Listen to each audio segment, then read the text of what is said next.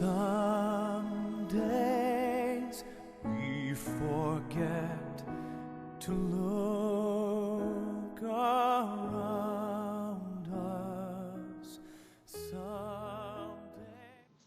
Welcome to my weekly messages. I'm Jelaila Star. Today the topic is a higher perspective on the global economic future and our President Obama and his presidency and what's coming up in the next election and who we think is going to get it. Anyway, that could be taken more than one way. Anyway, the reason I decided to do this video was because, or make this a weekly message, is because all the feedback I got from last week's message about the global reset, people don't seem to know about it, and they want to have information on where to look. You know, just Google global economic reset and you'll see a whole bunch of stuff come up. But there is some insider information which I have found to be overwhelmingly helpful. I don't agree with everything, but I think there is a lot of truth in there, and you just have to do your research to be able to sift through it. So today I wanted to give you some links to go start your research. One of those I think is, I think one of my favorite is Raylan Allen's website, and it's called rumormillnews.com. Rumormillnews.com. On there, she posts some of the most relevant information about what's really going on that doesn't get into mainstream media. Another one is forbiddenknowledge.com, and I think that website is out of Russia. And I cannot exactly explain, I can't, the name of the lady who runs it escapes me, but that's another one. And then let's see, I think those two would be a really great place for you to start. For those of you who are interested in Iraq, the ancient Babylon, their part in this, because they were prophesied in Revelations to become the greatest power in the world at this time, and right now that does seem to be playing out with the revaluation of their dollar, which is called dinar, and the fact that they have discovered more oil under their ground than they ever thought possible, along with many other natural resources. And what this will do is it will put them in a position to be one of the wealthiest countries in the world, and their currency become more valuable than most other currencies in the world as a result of the new, oh, there's Cleo. She just got her bath, so she's got to show off.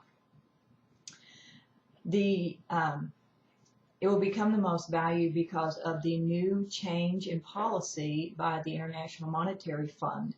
The International Monetary Fund, they set the standard for the currency of each nation. They, you know, in other words, the value of each currency. And they are moving from fiat, meaning fake money, to asset-based. So now Baghdad or Babylon, Iraq, happens to have some of the greatest assets of any country in the world now. Of course, that will only be true as long as oil remains a hot commodity. As soon as free energy comes online and becomes mainstream, which will happen rather quickly, I'd say within 3 years, that's going to change.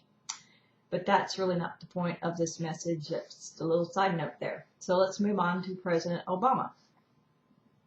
I've been communicating with people upstairs, and they tell me that what they did was they took me back to what they had given us 4 years ago about the role of President Obama, his higher purpose.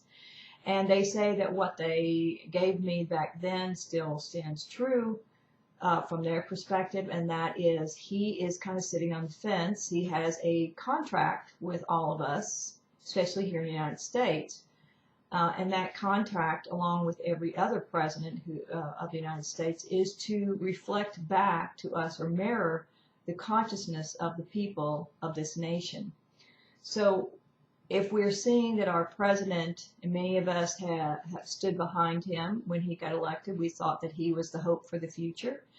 I know David Wilcock definitely feels that way.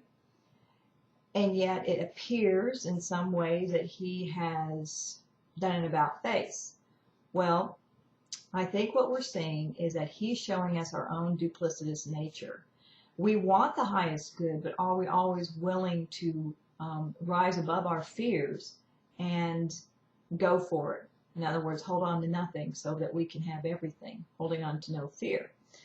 And I think that we're seeing his actions reflected back, reflecting back to us what we're doing.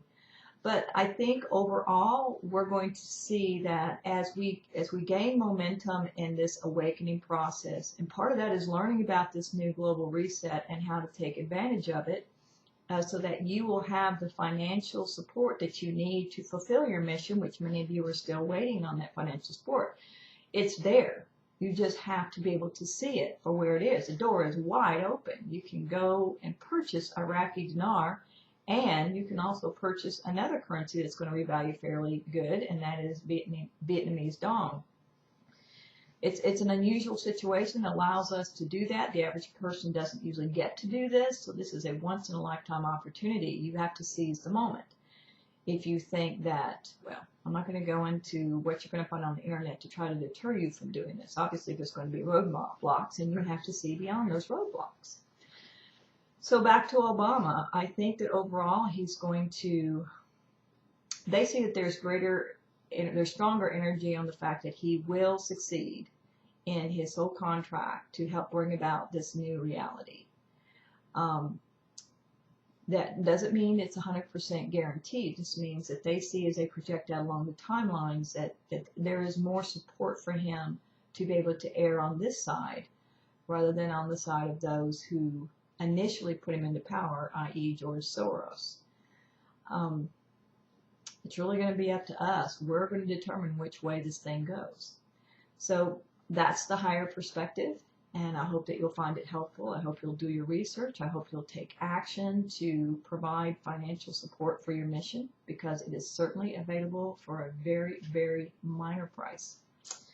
That's it for today. Take care, and I'll talk to you and Cleo back there next week.